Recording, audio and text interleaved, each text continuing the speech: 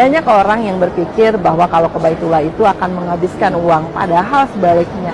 Ketika kita ke Baitullah memenuhi panggilan Allah, itu sebenarnya kita sedang memperbanyak uang kita atau memperbanyak rezeki kita.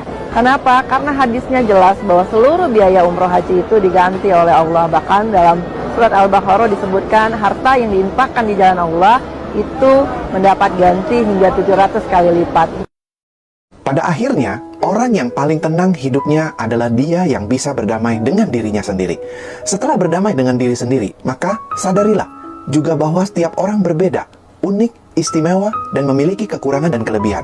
Sebelum berdamai dengan orang lain, berdamailah dulu dengan diri sendiri. Berdamai dengan diri sendiri adalah proses dalam hidup karena setiap manusia bertugas untuk bertumbuh, bukan menjadi sempurna. Yang bukan takdir kamu, ikhlaskanlah. Mulai detik ini, kamu telah ikhlas untuk menerima apa yang bukan takdir kamu. Kini, kamu biarkan luka yang ada terbang jauh, terhapus bersama air mata yang jatuh untuknya. Berdamai bukan soal melupakan atau mengabaikan kenangan buruk, tapi sebuah masa untuk menerima lalu melepaskan kesalahan itu dengan mulai belajar darinya. Tidak apa-apa, tidak semua hal berujung sempurna, termasuk manusia. Anak muda touring ke puncak, touring ke sini, weng. Masjid depan rumah susah. Kenapa? Karena bergeraknya ke masjid itu bukan pakai tenaga, kekuatan, powermu, tapi pakai iman. Ini yang membedakannya. Mau jago ahli fitness, badan keker, ngangkat selimut berat. Maka yang punya motor, gagah motornya, touring ke Bandung, ke Lembang. Percuma kalau motornya nggak sampai ke masjid.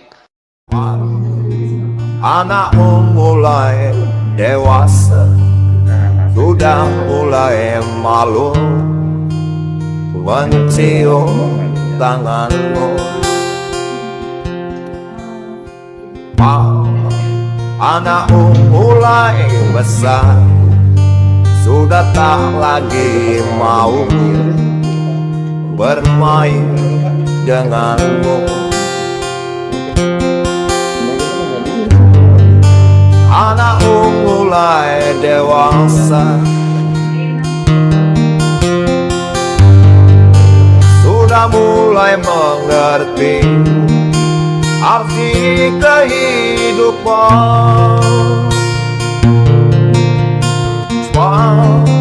Anakmu selalu merindumu, ingin mencium keningmu.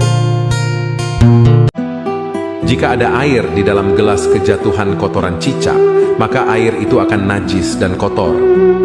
Jika air bak mandi kejatuhan tikus mati, maka air itu akan najis dan bau. Jika air kolam kejatuhan seekor sapi, maka air itu akan najis dan bau. Tetapi, jika lautan kejatuhan bangkai, sebanyak apapun bangkai itu tidak akan merubah air lautan itu menjadi najis, kotor, maupun bau.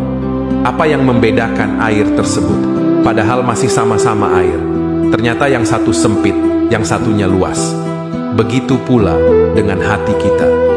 Jika hati kita luas dan lapang dalam menerima apapun dalam hidup kita, maka itu tidak akan pernah membuat kita menjadi hitam.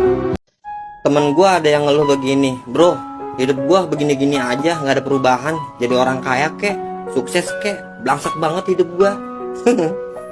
Coba lu dekat sama Allah, nggak ada yang mustahil mengubah pagi menjadi malam aja Allah mampu, apalagi cuma merubah nasib lu.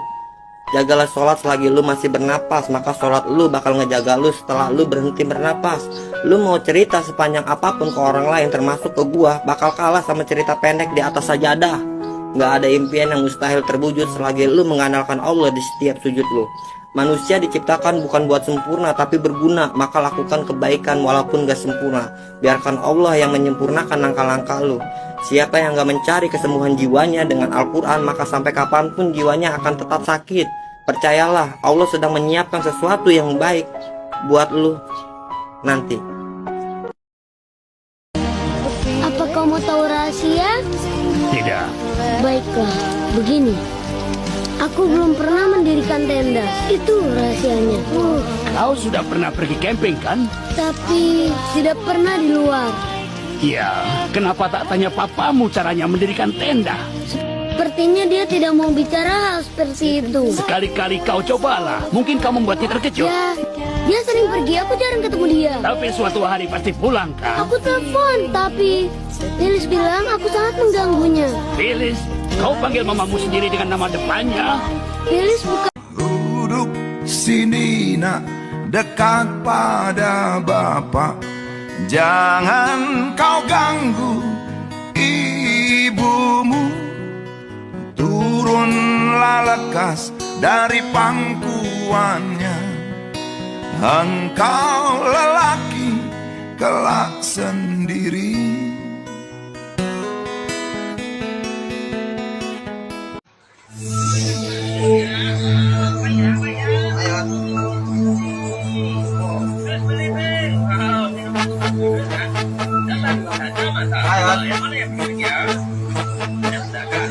Hari ini